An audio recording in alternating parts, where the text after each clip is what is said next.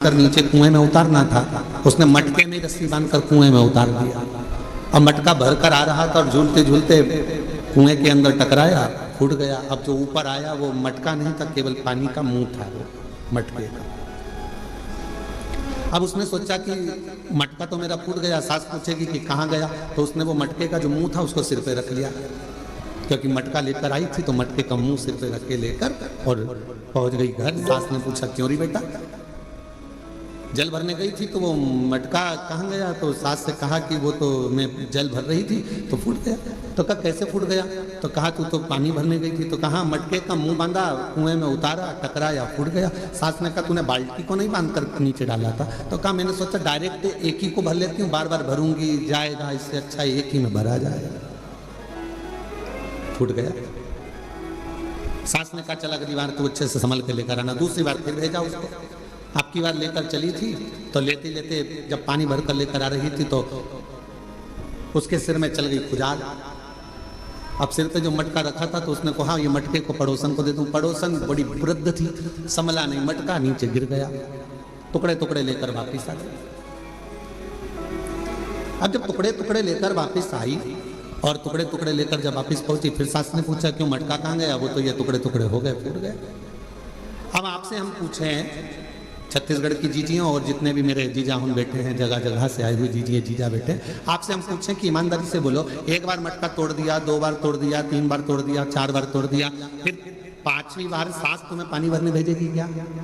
जम के तो बोलो जरा, नहीं भेजेगी। क्यों? सास को मालूम है मैं मटका देकर भेजूंगी और ये तोड़ देगी, हर बार नुकसान करेगी। इससे अच्छा है कि मैं पानी खुद भर लाऊंगी या दूसरे से भरवा लूंगी और इसको नहीं भेजूंगी। बस परमात्मा भी यही सोचता है, एक बार देह दी, मानव का शरीर दिया, इसने भजन नहीं किया। दूसरी बार मानव का शरीर दिया, इसने भजन नहीं किया। तीसरी बार फिर मानव का शरीर दिया, इसने भजन नहीं किया। तो चौथी बार परमात्मा तुम्हें मानव बना के भेजेगा। जब जब मनुष्य का शरीर पाया, दिन भर इधर की चर्चा, उधर की चर्चा, इधर की बात, उधर की बात, तो अगली बार भगवान ने सोच लिया कि इसको मानव बनाकर नहीं भेजना, मेंढक बनाकर भेज दे। जब व्यर्थ की ही चर्चा करता है, व्यर्थ की ही चर्चा में लगा रहता है, तो फिर इसको मानव का देह क्यों मिले? ये मानव का शरीर क्यों मिले? शिव महापुराण की कथा कहती है व्यर्थ खर्चा और व्यर्थ चर्चा। व्यर्थ खर्चा भी ऐसा ही होता है, फालतू का खर्चा कर रहे हो, यहाँ लगा रहे, वहां लगा रहे, वहां लगा रहे, अच्छी जगह नहीं लगा पाए तो फिर तो जीवन बेकार।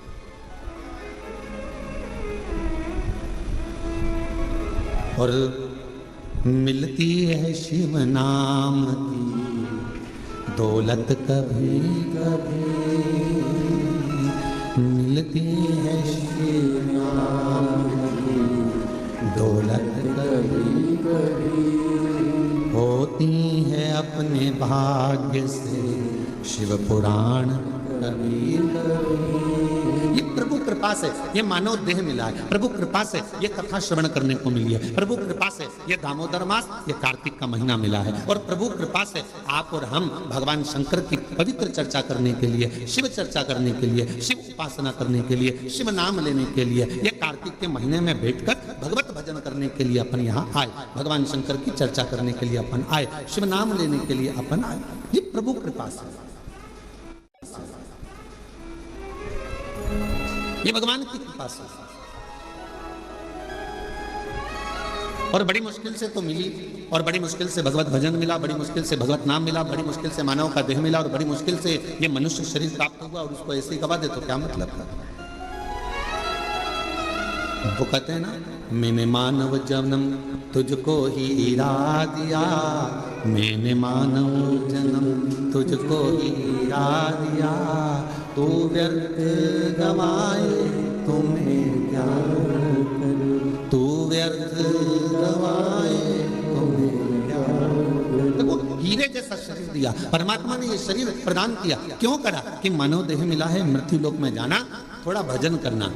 भगवान ने ये कभी नहीं कहा कि तू काम मत कर, भगवान ने ये नहीं कहा कि तू परिवार मत संभाल। मेरा परमात्मा सारे पुराण, सारे वेद, सारे शास्त्र एक बात जरूर कहते हैं कि मृत्यु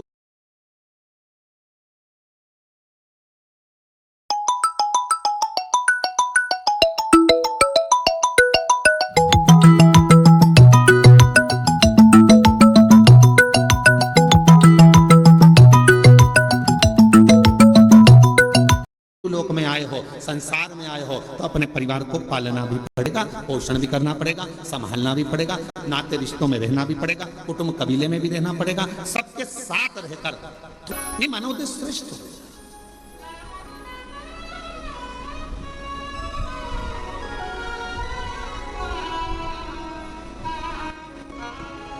कल एक गुड़गांव से एक बहन जी आई थी, वो एक बात कर रही थी कि गुरुजी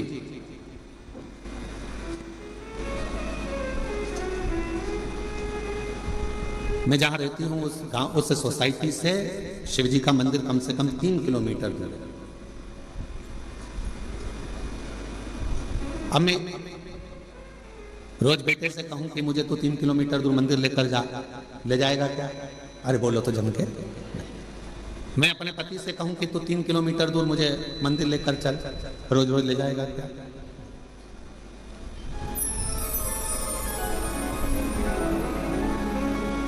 अभी हम आ रहे थे, इसके 1 घंटे पहले यहाँ पर हमारे, हम जहाँ रहते हैं कक्ष में, उसके बाहर एक माताजी बात कर रही थी दूसरी माताजी से, कहे कि मैं तो मेरे पति को बोलकर साथ में लेकर आई हूं कि अपन केवल आधा घंटा की कथा सुनेंगे, उसके बाद आ जाएंगे। हम कल से आए और कल हमारा पति यहाँ आया और कहने लगा चल अपन यहाँ से फिर चलते हैं, चल चल चल। और उसने रात की जो आरती करी शाम की प्रदोष काल की, उसके बाद हमारा पति हमसे बोला अब तो पूरी 5 दिन की सुन के ही जा।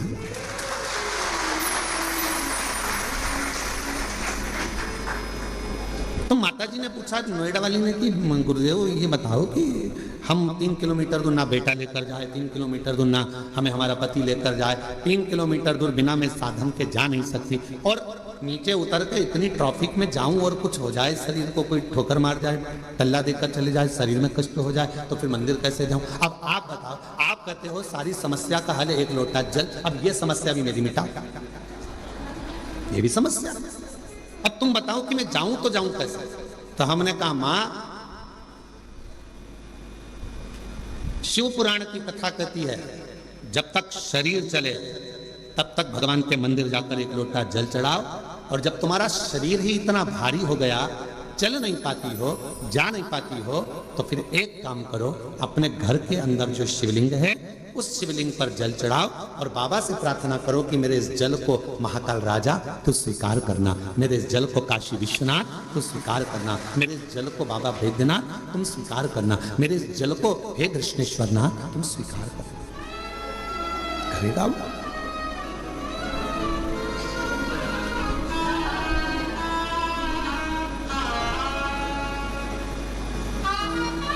वो स्वीकार करे। बच्चा सोया रहता है, माँ और बाप को उस बच्चे के पास आना पड़ता है। बच्चा जब बड़ा हो जाता है, उसे भूख लगती है, प्यास लगती है, तो वो अपने माता पिता के पास आता है।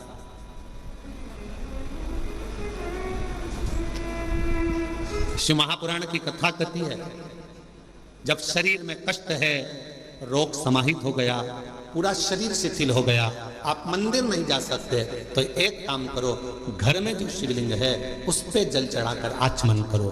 और अगर इतना भी नहीं चल सकते हो तो पलंग पर भी अगर पड़े हुए हो तो मानसिक पूजन करो।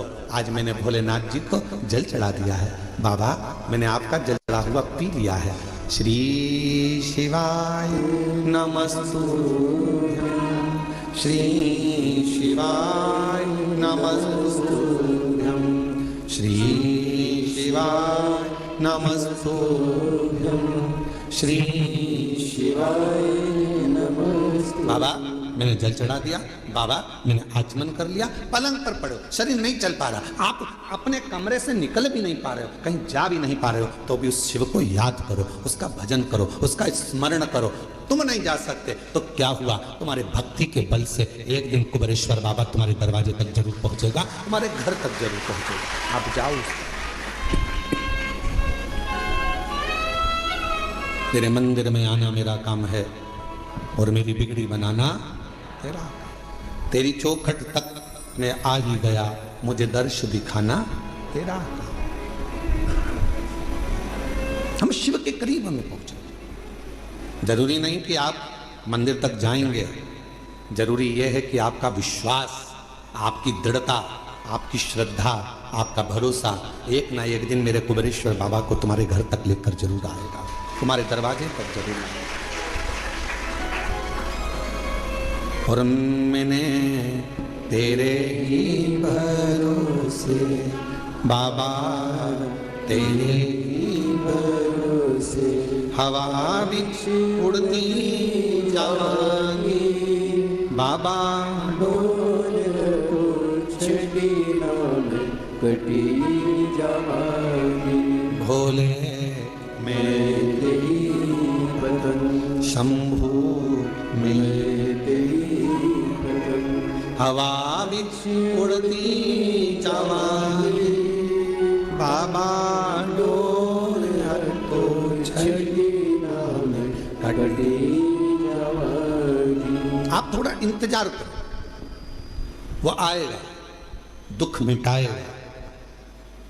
कोई कहे कि हम मंदिर तक ना जाएं, कोई बात नहीं, शरीर में कष्ट है मत जाओ, पर शरीर अच्छा है, चल सकते हो, जा सकते हो, तुम्हारे घर में चल रही है, तो इस शरीर से शिवालय तक जरूर जाओ, शंकर के मंदिर तक जरूर जाओ।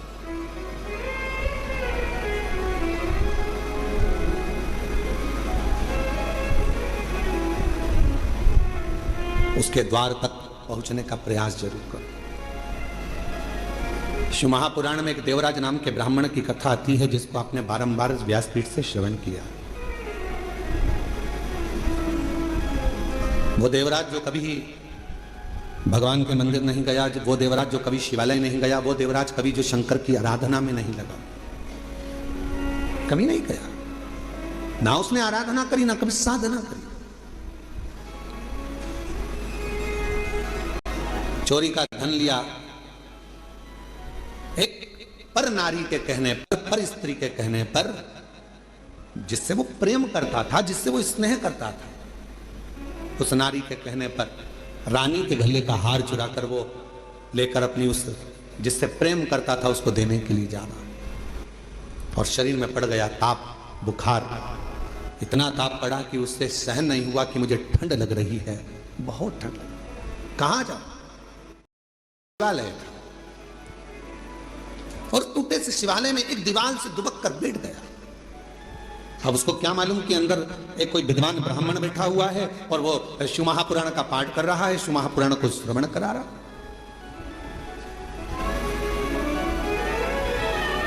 पूरी दुनिया में सारी पुराणों में केवल एक पुराण ऐसी है, शिव महापुराण, जो किसी यजमान को नहीं सुनाई जाती, जिसका श्रोता यजमान नहीं होता, जिसका श्रोता दुनिया का कोई व्यक्ति नहीं होता, जिसका श्रोता केवल सारी पुराणों में केवल एक पुराण है। श्रीमद् भागवत को आप उठाएंगे तो राजा परीक्षित उसका श्रोता है, फिर कोई पुराण उठाएंगे तो उसका काशी नरेश एक श्रोता है, फिर कोई पुराण उठाएंगे उसका श्रोता यह है, और शिव महापुराण का कोई श्रोता नहीं। शिव महापुराण का केवल एक श्रोता है, वो देव अधिदेव महादेव और माता पार्वती जी कथा को श्रवण करने के लिए। 5 दिन यदि शिव महापुराण की कथा होती है, 7 दिन यदि शिव महापुराण की कथा होती है, मुख्य यजमान के रूप में जैसे साहू साहब यहाँ दामोदर जी बैठे हैं, दामोदर प्रसाद जी बैठे हैं, इनका परिवार बैठा है, या जिस तरह से आप सब इस पवित्र कथा को श्रवण करने के लिए बैठे हो, तो ये सोच कर बैठना 5 दिन आप कोई इंसान नहीं हो, 5 दिन आप कोई मनुष्य नहीं हो, 5 दिन आप कोई भी तुम्हारा नाम हो तो अपनी जगह पर है। 7 दिन 5 दिन जब कोई कथा का यजमान बनकर बैठता है तो उस जगह पर वो स्वयं नहीं बैठता, स्वयं देव अधिदेव महादेव उसके यजमान बनकर बैठते हैं, उसके रूप में।